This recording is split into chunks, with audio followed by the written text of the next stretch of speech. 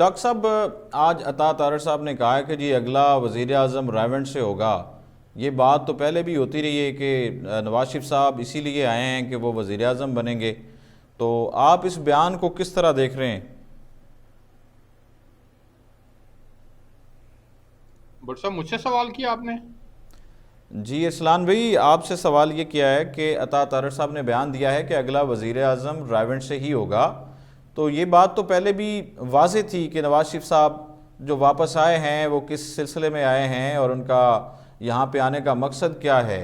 आप किस तरह देख रहे हैं? दूसरी तरफ कोयटा पहुँचे हुए हैं आला क़यादत, नवाज शरीफ साहब और मरियम बीबी भी साथ हैं। बट साहब देखें, मुझे अता तारड़ साहब के इस बयान पे थोड़ा सा एतराज है। उन्होंने कहा कि तय हो चुका है कि अगला वजीर आजम रायवंड से होगा। तय कहाँ हुआ है? अवाम की अदालत तो 8 फरवरी को लगेगी। 8 फरवरी को तय होना है कि किसने वजीर आजम बनना है। जो मेजोरिटी लेगा, जिसके पास ज्यादा सीटें होंगी, यकीनन वही वजीर आजम का उम्मीदवार ठहराएगा। अदरवाइज जी। ख्वाहिश करना ये सबका हक है। इस वक्त इलेक्शन मूड के अंदर तमाम सियासी जमातें जा चुकी हैं। 8 फरवरी इलेक्शन की डेट अनाउंस हो चुकी है और सबका ये हक बनता है। कोई कहे कि अगला वजीर आजम जियाला होगा, कोई कहे अगला वजीर आजम रायवंड से होगा, कोई कहे बनी गाला से होगा, या कोई कहे कि चार सद्दा से होगा। तो ये उनका राइट है। लेकिन सवाल यहां अच्छा पर सलाम यह साहब, जन्म अगर लेता ये है बात, कि जिस तरह ये बातें की जा रही हैं कि ये तय हो चुका है वज़ीर आज़म कौन बनेगा, पीपल्स पार्टी को क्या दिया जाएगा, सदारत दी जाएगी या वज़ीर ख़जाना का ओहदा दिया जाएगा, अगर इसी तरह सब कुछ पहले ही तय हो जाता है तो क्या अवाम को बेवकूफ़ बनाया जा रहा है? 75 से 80 अरब रुपया जो तकरीबन खर्च करना है इलेक्शन पे और जिसके कोई नताइज ही नहीं हैं, फिर उसका क्या फ़ायदा है इलेक्शन करवाने का? देखें, ये जितने मुंह उतनी बातें हैं। मैं इस नैरेटिव से इतफाक नहीं करता कि अवाम की राय की अहमियत नहीं है। हम जिस डेमोक्रेसी को इस वक्त अडॉप्ट किए हुए हैं, उसमें एक एक वोट काउंट होता है और उस एक वोट की अहमियत होती है। अवाम मुंतखब करते हैं अपना नुमाइंदा। अब सवाल यहाँ पर यह जन्म लिया जाता है कि जिस तरफ आप इशारा कर रहे हैं, पॉलिटिकल इंजीनियरिंग, वो उसके बाद का एक मरहला है कि जब आप इंतखाब जीत जाते हैं, तो अब किसने, कौन सी जमात ने इंतखाब के अंदर ज्यादा सीटें हासिल की हैं, किसकी कम है, कोई किस कम वाली जो है वो ज्यादा सीटें कैसे हासिल कर सकती है, आजाद उम्मीदवारों को कैसे मिलाया जा सकता है। उसके लिए जो पॉलिटिकल मैनेजमेंट है, उस पॉलिटिकल मैनेजमेंट की तरफ आप इशारा कर रहे हैं। लेकिन ऐसा नहीं है कि आप पहले से ये तय कर लें, जैसे आज इंतखाबात अभी नहीं हुए, 8 फरवरी को होने, आप ये तय कर लें, नून लीग वाले तय कर लें कि नवाज शरीफ ने वजीर आजम बनना है, पीपल्स पार्टी तय कर ले कि जरदारी साहब ने बनना है, और पीटीआई वाले तय कर लें कि इमरान खान साहब ने वजीर आजम बनना है। तो ये बंद कमरों के अंदर बैठ के फैसले नहीं होते। माजी के अंदर जरूर होते रहे होंगे, लेकिन आज का दौर भाईजान फिफ्थ जनरेशन वॉरफेयर का जमाना है। ये सोशल मीडिया का दौर है। यहाँ पर प्रोपोगेंडा टूल के तौर पर सोशल मीडिया को इस्तेमाल किया जाता है। और इसकी जो सबसे बड़ी डेफिनेशन है वो ये है कि इतना झूठ बोला जाए कि सच का गुमान होने लगे। पाकिस्तान के अंदर ये बात, एक सियासी जमात जो है वो मुसलसल सोशल मीडिया को एज अ टूल इस्तेमाल करते हुए ये बात फैलाती आई है कि जी उनके साथ तो ज्यादती हो रही है, उनके साथ जुल्म हो रहा है, उनके साथ ये हो गया, उनके साथ वो हो गया। लेकिन उनकी अपनी क्या कारकर्दगी रही, उनके पास जो टाइम उनको दिया गया, उस टाइम के अंदर उन्होंने अवाम को कितना डिलीवर किया, ये बड़ा इंपॉर्टेंट है। इक्तदार का हसूल जी। उनका कैसे मुमकिन हुआ था, वो जिस नजरिए के तहत चले थे उस नजरिए को उन्होंने कॉम्प्रोमाइज क्यों किया, उन्होंने फिर उसके बाद जो एजेंडा पेश किया था, जो मंशूर पेश किया था, उस अपने मंशूर के ऊपर वो क्यों ना खड़े रह सके। ये वो तमाम सवालात हैं जो आज कोई नहीं करता। उन तमाम सवालात को भूल गए हैं लोग। उसके बाद फिर एक 9 मई हुआ। 9 मई एक ऐसा वाकया है पाकिस्तान की तारीख के अंदर जिसमें सिटिंग आर्मी चीफ के खिलाफ यहाँ पर अवाम के अंदर ये इश्तियाल दिलाने की कोशिश की गई कि सिटिंग आर्मी चीफ को किस तरह से एक बगावत करके जो है वो सीट से उतारना है। विद इन आर्मी बगावत का जी। जो है वो एक प्लान मुरतब किया गया था। तो अब उन चीजों को आप माइनस कर दें और आप ये कहें कि जी अवामी लीडर ने अवाम की बात किया। मैं इमरान खान साहब से पिछले दिनों, उनकी गिरफ्तारी से कुछ दिन पहले मेरी उनसे मुलाकात हुई थी। इमरान खान फरवरी 2022 तक पाकिस्तान के गैर मकबूल तरीन प्राइम मिनिस्टर थे, और कोई आदमी कह रहा था कि आज इंतखाब हो जाए तो इमरान खान जीत जाएंगे। हमने इमरान खान साहब से उस वक्त भी कहा कि आप आसिम मुनीर साहब से किस बात की लड़ाई लड़ रहे हैं? अभी उनको आए हुए चंद रोज हुए हैं, चंद महीने हुए हैं, उनको काम करने दें आप क्यों करके बिला वजह जो है वो आ बैल मुझे मार के मिजाक आप काम कर रहे हैं। लेकिन उसके उनके पास शायद उसकी कोई 1000 रीजंस मौजूद थी कि नहीं जी वो फलां काम करते हैं, वो फलां है, कोई शायद उनको पर्सनैलिटी क्लैश था, आई डोंट नो कि क्या रीजन थी। उनके जहन में ये बात थी कि मैंने इनको बतौर DGISI रिमूव किया था, तो ये अब मुझे किसी सूरत जो है वो स्पेयर नहीं करेंगे। लेकिन पहले से एक प्री माइंडसेट था इमरान खान साहब का। उनकी जमात के ठीक अंदर है। उनको लोग परवेज खटक और फवाद चौधरी जैसे लोग उनको कहते थे कि एस्टेब्लिशमेंट एक रियलिटी है, आप इस रियलिटी को समझें, आप इमरान खान साहब के साथ सॉरी आसिम मुनीर साहब के साथ आप लड़ाई मत लड़ें।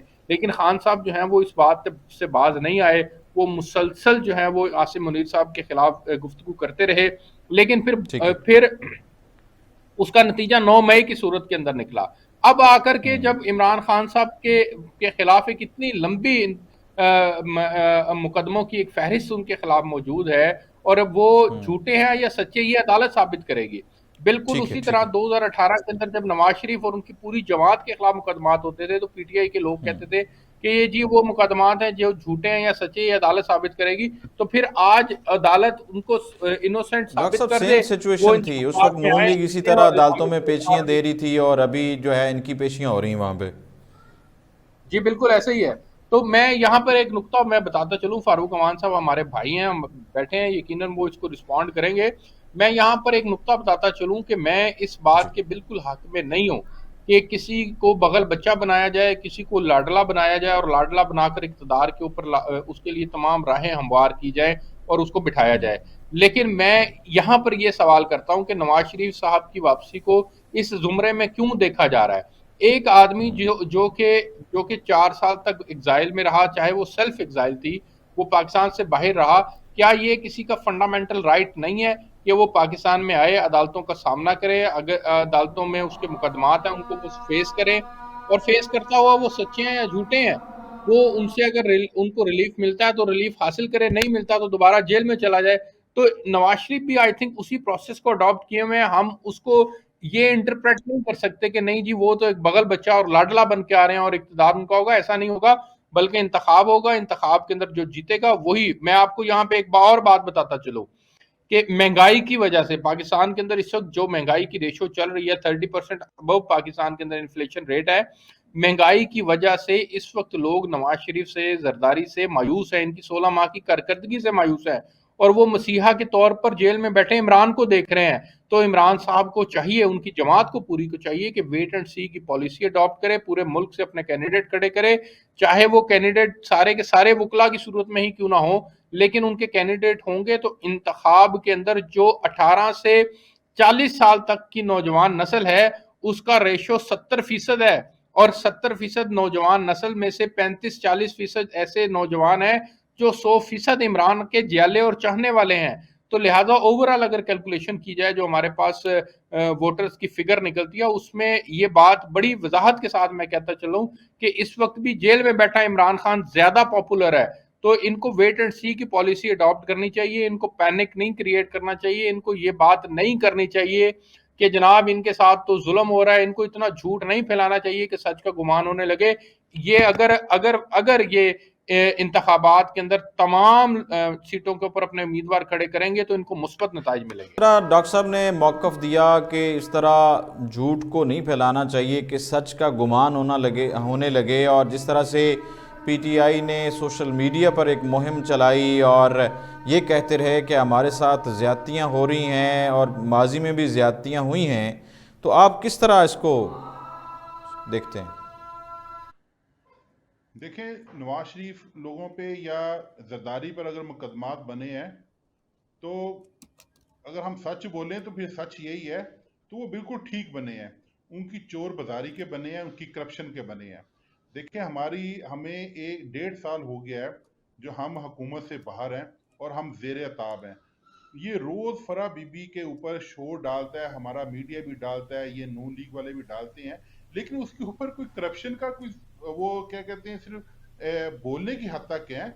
उससे आगे भी आए ना, उसके ऊपर कोई साबित करें जी उसने ये कर दिया, वो कर दिया, वो कर दिया। अभी तक जितने भी PTI के ऊपर इन्होंने लगाए वो सिर्फ इल्जामात हैं, उनकी किसी जगह से ना कोई तस्दीक हो रही है, ना ये कोई पेपर लेकर आ रहे हैं, ना इनके ये कोई ऐसा चीज लेकर आ रहे हैं जो हमें साबित कर रही हो कि हमारे किसी बंदे ने करप्शन की है। Number one. नंबर टू, आप देखें जो लोग हमारे जेलों में जा रहे हैं, जिस तरह ये उनको पकड़ा जा रहा है, जिस तरह उनके घरों में दाखिल होकर जो उनके साथ सलूक किया जा रहा है, तो ये तो मार्शल की निशानी है। इस तरह तो पीपल्स पार्टी के साथ ज्यादा दौर में भी नहीं हुआ जो हमारे साथ हो रहा है। तो अगर ये इस तरह हमारे साथ हो रहा है तो उसकी कोई ना कोई वजह तो हो ना। अब अगर 9 मई का ये बता रहे हैं कि 9 मई में जिस तरह, जो मैं समझता हूँ वो सारा एक इंजीनियर था, वो सारा एक तयशुदा प्लान था जिसमें पीटीआई को फंसाया गया है। तो अगर ये 9 मई के वाकया को बुनियाद बना रहे हैं, चले एक हम फर्ज करते हैं ये लाहौर वाला वाकया हुआ है, तो अब एक बंदा जो विहाड़ी में बैठा हुआ है या खानेवाल में बैठा हुआ है, तो उसको क्यों मुलव्वस किया जा रहा है? तो मैं समझता हूँ ये सारी चीजें जो हैं वो, जिस तरह आज अता तरड़ का बयान आया है कि तय बात हो चुकी है, अवान साहब, नवाज जिस शरीफ तरह का से इकरार है। हमला किया गया फौजी तनसीबात पर, उनकी तोड़ फोड़, क्या ये जायज था? देखिए 9 मई की हमारे कायद लीडर इमरान खान ने खुद बड़ी उसकी मजम्मत की है। वो तो जेल में था, वो कैसे किसी को कह सकता है कि पहली बात वो ऐसा कह ही नहीं सकते। ना उन्होंने कभी हमें या हमारे कारकुनों को ऐसी तरगीब दी है। फौज हमारी शान है, वो तो बार बार बयान देते रहे कि मुल्क भी मेरा है, फौज भी मेरी है। तो मैं समझता हूँ ऐसी कोई बात नहीं है। ये वही लोग थे जो पीटीआई को साइड पे करना चाह रहे थे, जो पीटीआई को इस सारे सियासी सेटअप से बाहर करना चाह रहे थे।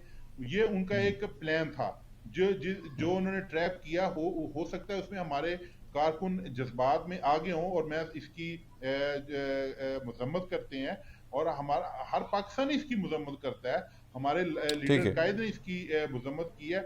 लेकिन अब इसको वाकया बनाकर आप किसी को दहशतगर्द करार दे दें या उसके ऊपर आप सारी पार्टी को इसके पेट में ले लें, तो मैं समझता हूँ ये बिल्कुल गलत है। अगर किसी ने ये वाकया किया है, कोशिश की है, उसको जरूर सजा मिलनी चाहिए।